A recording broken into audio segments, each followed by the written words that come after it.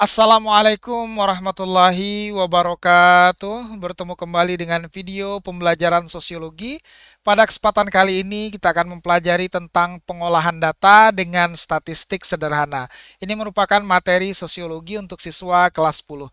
Sebelum kita mulai belajar, semoga Anda semua yang menyaksikan tayangan video pembelajaran ini semuanya berada dalam keadaan sehat walafiat. Baiklah, kita akan mulai ya pengolahan data. Itu ada dua bagian, tahapan pengolahan data yang sudah kita bahas pada video pembelajaran sebelumnya ya. Nah, pada kesempatan kali ini kita akan fokus kepada pengolahan data dengan statistik sederhana. Nah, statistik ini gunanya apa ya? Statistik dalam penelitian ini sangat berguna. Di antaranya yang pertama, alat untuk mengetahui hubungan sebab akibat atau kausalitas.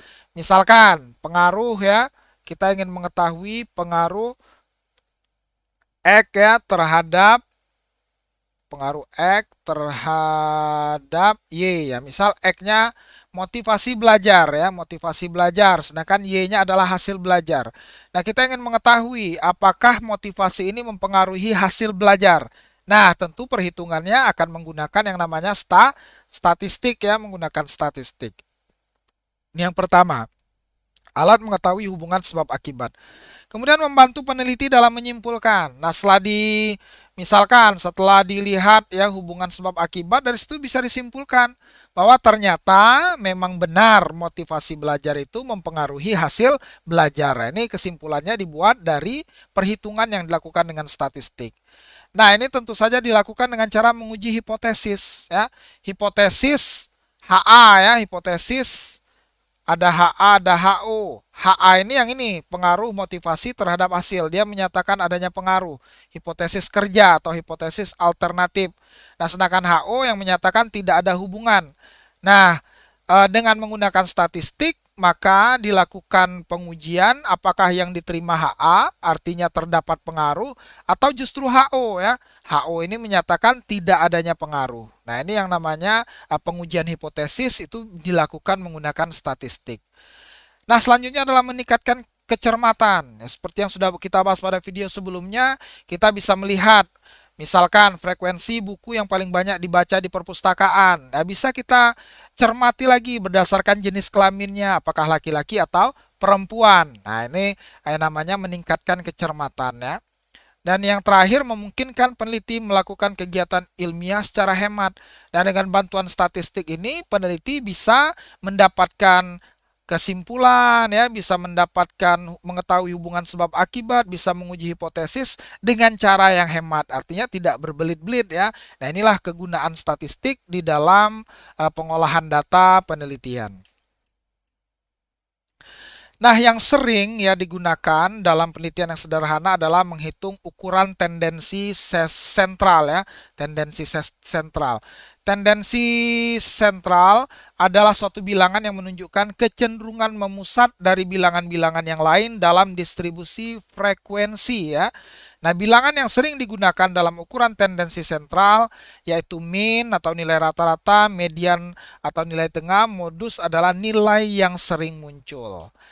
Oke, kita mulai dari mean atau rata-rata ya. Dalam pengertian sehari-hari, rata-rata hitung biasa disingkat dengan mean atau nilai rata-rata.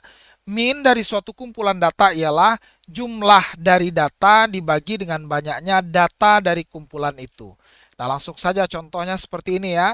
Ini perhitungan mean untuk data yang tidak dikelompokkan. Nah, ini rumusnya ya. Sigma XI per N ya, kali X. Nah, misal seperti ini. Kita sigma XI per N ya. Nah, ini rumus yang berikutnya nih. Sigma XI ini merupakan X1 tambah X2 tambah X3 ya dijumlahkan. Nah, misal ada nilai 10 orang dalam ujian sosiologi ya. Ini nilainya ya. Ini nilainya ada 10 orang. Kemudian nilai ini kita jumlahkan ya, kita jumlahkan. Nah, ini kita masukkan ke rumus, kita jumlahkan dan dibagi 10. Didapatlah hasil 580 per 10 yaitu 58. Maka min atau rata-rata dari nilai ini adalah 58. Nah, ini contoh perhitungan min untuk data yang tidak dikelompokkan. Nah, sekarang bagaimana dengan data yang dikelompokkan? Ini ada interval nilai ya, ada interval. Nah, ini karena jumlah datanya banyak ya, maka dibuat interval seperti ini. Nah, caranya adalah yang pertama kita buat tabel ya, kemudian kita hitung frekuensinya. 42 sampai 49 berapa? Ini contoh frekuensinya 4. Kemudian kita hitung tanda kelasnya. Nah, bagaimana menghitung tanda kelas? Ini adalah rata-rata dari sini ya, 42 tambah 49 ya.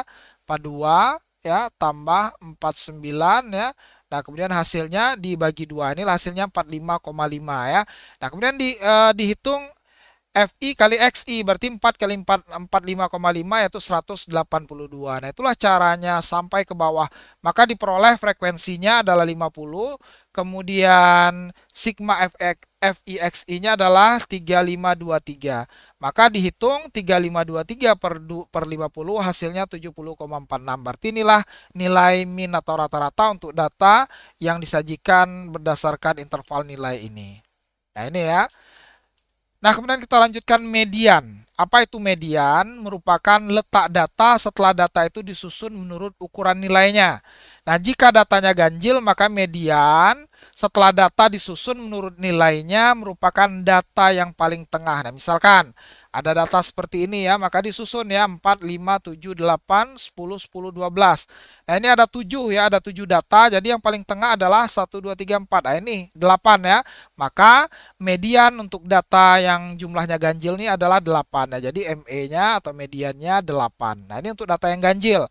Nah, sekarang bagaimana dengan data yang genap? Nah, maka median diambil dari rata-rata hitung dua data di tengah.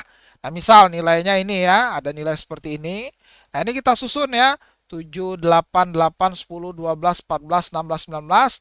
Maka kita cari rata-rata hitung dua data yang tengah yaitu 10 dan 12. Nah, rata-ratanya adalah 11. Maka median untuk data yang ini, yang jumlahnya genap ini ya adalah 11. Nah, ini untuk data yang dengan jumlahnya genap.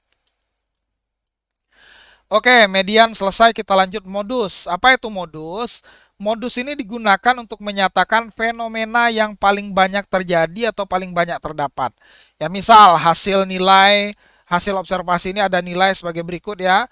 4, 5, 6, nah ini 7. 7 ini merupakan modus. Kenapa? Karena frekuensinya tertinggi yaitu 4. 1, 2, 3, 4. Ada 4 kali. Jadi modus dari data ini adalah 7. Karena 7 merupakan nilai atau fenomena yang paling sering terjadi. Nah, inilah cara mencari modus ya untuk data yang sifatnya tunggal.